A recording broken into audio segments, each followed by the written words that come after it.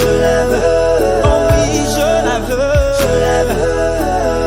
Je la veux, je la veux. Oh oui, je la veux, je la veux. Oh oui, je la veux, je la veux. Oh oui, je la veux, je la veux. La Shekinah, la Shekinah, la Shekinah, la Shekinah, la Shekinah, la Shekinah, la Shekinah, la Shekinah, la Shekinah, la Shekinah, la Shekinah, la Shekinah, la Shekinah, la Shekinah, la Shekinah, la Shekinah. Je ne veux plus prêcher sans elle. Je ne veux plus chanter sans elle. Je ne veux plus Ça va, merci. Kimia Nanzambe, Nabanda Kunabino. Bonsoir et bonjour à Moutounio surtout. À je suivre Bisso Nangonga Oyo. Na émission Nabiso, ils chasseront les démons. Ndeko, Nobakaete, moment et Sekoki. Ce qui ne croise là qui banda bengaye, la moussaye, yebisaye aya, parce que Nzambe a besoin à quelque chose na famille nabino, na bombo inayo, pe nandaku nabino. Émission oya il chassera les démons, et ça émission côté la lumière na ba famille pe délivrance na kate ba vie ya bateau. De comme message nabi solelo ezali les conséquences des maris de nuit et femmes de nuit. Et à la troisième partie, il y a un grand message nabi so toujours parler sur combat avec les démons. Premier sujet là qui est mari de nuit, ne le pas qui mari de nuit, aza mari spirituel, femme de nuit, aza femme spirituelle, ya mututu, aza lié naye. Là, c'est le premier sujet là qui partagé, je crois, bon, suivre quand bon là qui béni. Deuxième sujet, tu parles là qui n'a grand thème, oyo, il y a combat avec les démons, et là qui mission, il y a mari de nuit et femme de nuit. Tu bien qui mission, il y a mari de nuit et femme de nuit, et ça pour qu'on voler, qu'on détruire et qu'on tuer. Bénédiction au Zambé à chakat na mobali pekat na mwasi pona arini na ngona mokili oyo. Ndele tu na troisième partie nango les conséquences des maris de nuit et femmes de nuit. Toujours prier après te couper ça verset biblique il y a lelo. Au nom du Seigneur Jésus-Christ, que la grâce du Tout-Puissant et sera abonnée dans la kunyo surtout.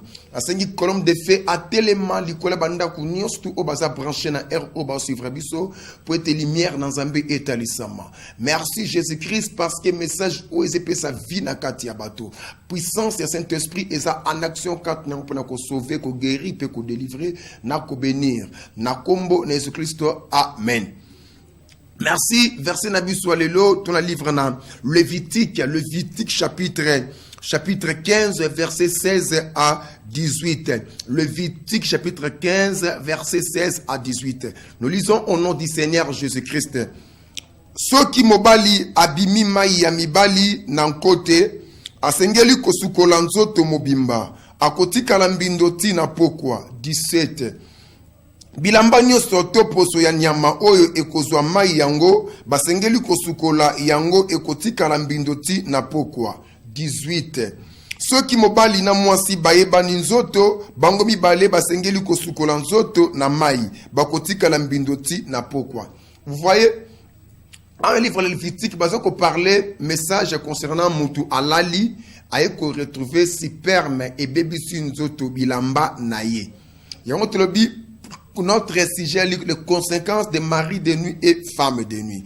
Et Lévitique a ce baïete que mutuana akokoma mbindo. Si tu comprends, babi so ki mobali abimi maina ya mibali nanko. Ça veut dire que Allah ki pongi to azala ki ya kotelema. Mais pensez moko lié abimisi maina ya nzoto o na français donc si permet. Asengeli kosukola nzoto mobimba akotika la mbindoti na pokwa. De ceux qui mutabimisi mai naye na nzu ya mibali na kote akomi mbindo ti na pokwa wana na balevi na époque ya loi. Mais na message nanga na lingi penser nanga ezanini concernant bitumba combat avec les démons auto parler troisième partie les conséquences des maris de nuit et femmes de nuit. Première conséquence, il y a mari de nuit, na femme de nuit, bazo comme ça mutu mbindo. Amen. To le baki mututu asana mari de nuit, ana femme de nuit, ebe taza prisonnier. Oza prisonnier, il y a mari de nuit wana, oza prisonnier, il y a femme de nuit wana. que Christ il était venu pour libérer les captifs. Amen. Donc, aux captifs, aux prisonniers, aux mokangami. Il y a moi si on a boutu, aux mokangami, et mobali on est à boutu. Et tant aux a visité, na mari de nuit, na femme de nuit, il a été bazoya koko misombi mbindo. Et bazo comme mbindo, comment? À travers l'acte sexuel, na kati ya pensée, to na pendant le sommeil. Amen.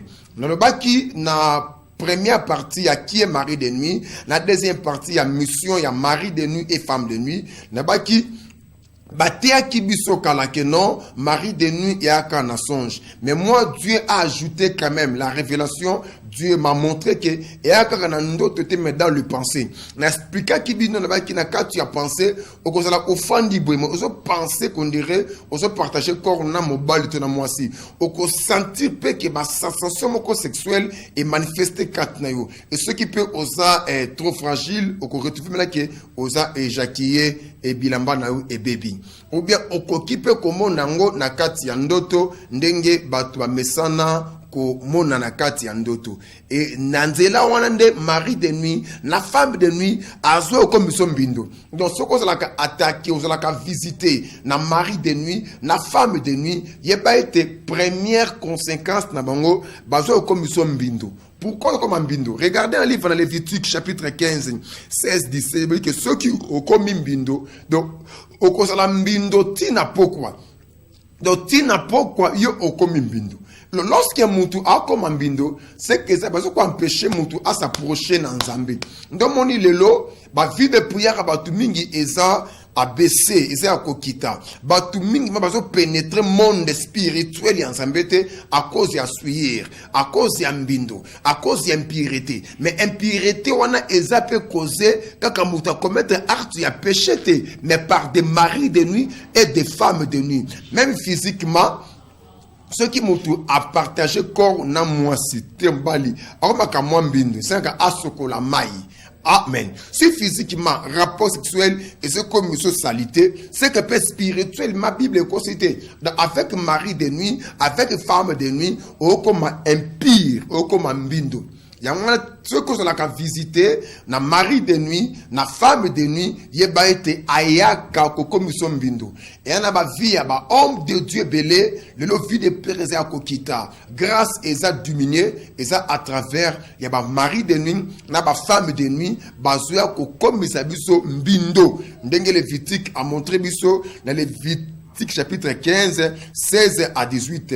Sinon ko banda kotanga parfois il retard. Balobini ceux qui mobali abimi mai ya mibali nan côté. Ça veut dire que mobali abimi mai ya mibali nan côté. Or mai ya mibali na français si permet. Donc obinengo nan côté. Ça veut dire que tant muto la kapongi na butu a pensé qu'il était que a komo na makambo wana. Mais a sa visiter na une femme de nuit, to a sa visiter na mari de nuit. A koyo kondere en na éjaculation éjaculé amona elamba na et baby. Même moi si a kobi ma sous vêtement de baby, même mobali sous vêtement et baby. Pourquoi? Parce que force wana mari de nuit, na femme de nuit et zoya koko miso mbindo. Mon frère, ma sœur, soyez convaincus, lisez bien le livre dans Lévitique chapitre 15, 16 à 18 pour comprendre. Même 18e verset, ceux qui m'ont parlé, na moi si, baebani nzoto, bangi bale, basengeli kosukola nzoto, na mai. Bakotika la mbindoti na pourquoi. Donc vous voyez, même une relation ya mobile na moi c'est physiquement comme ça et comme ça monte mbindo. C'est que spirituellement, quand on va visiter la mari de nuit, ton femme de nuit, sachez-le que bazo comme ils sont mbindo. Et mbindo o bazo comme ils sont na, il peut étouffer grâce dans Zambeza katnayo, étouffer ba don spirituel à katnayo, étouffer même puissance ya Saint-Esprit et vérité agir na efficacité mo comme makasi pour la produire un miracle. Je sais que plusieurs hommes de Dieu va combat souvent parfois la cas tant on a la campagne de guérison, la campagne de délivrance, la campagne de miracle. Au que je ne au prier prima na bouto la libomona aux a visiter la femme de nuit. Yeba que ayaka koti que l'homme bindu pour assurer yo étouffer grâce au luki na prière. Ya ngwana esengi au luka délivrance. Ya mari de nuit, na femme de nuit pour olungwa esclave na ba mbindo wana. Peuple de Dieu, la Bible dit, vous connaîtrez la vérité et la vérité vous affranchira. Et monsieur Oyo, ezo na pona ko edo makasi ndeko ko tikate ke esprit en mari de nuit na femme de nuit et continuer ko tchaba mbindo na ye kati na bomoi na yo parce que ton moto comme impire a comme mbindo eza ko séparer na présence ya Nzambe. Souviens-toi jour grand prêtre Josué azala qui na trône devant le Seigneur. Satan est quoi accusé grand prêtre Josué parce que bilamba ni la kimbindo. Vous voyez, lorsque mari de nuit, femme de nuit, aye ko suyo na butu, to asuyo na pensée, yeba été c'est lui maintenant azo ko empêcher au pénétrer saint de sainteté pour oser quelque chose et pas dans Nzambe.